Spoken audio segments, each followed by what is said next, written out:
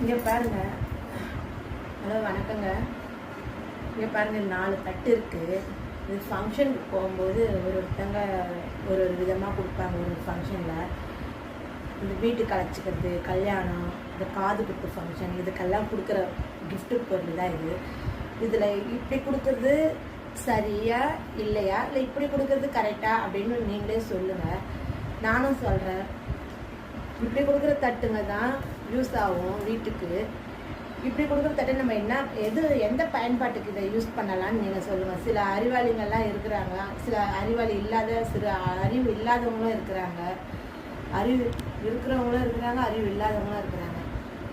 அவங்க எப்படி பயன்படுத்துகிறாங்கன்னு சில இடத்துங்களில் சொல்கிறதுக்கே சங்கோச்சமாக இருக்குது. இந்த தட்டுங்களை எச்ச விநாயகர் போட்டிருக்கு, எச்சப்படுத்துகிறாங்க. அதில் எதனா கவுச்சி எடுத்துகிட்டு வந்து வச்சு சாப்பிட்றது அப்படிலாம் செய்கிறாங்க.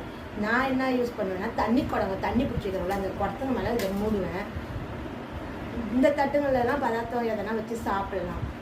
கொடுக்குறவங்க இனிமேல் கிஃப்ட்டு வாங்க போகிறீங்க கடைகளில், எதனா ஃபங்க்ஷனுக்கு தரப்போல இருந்தால் இந்த விநாயகர் படம், சாமி படம் போட்டெல்லாம் தராதிங்க. அதே போல் பேருங்க கூட தட்டுக்குள்ளே போட்டு தராங்க, சைடில் போட்டு கொடுங்க.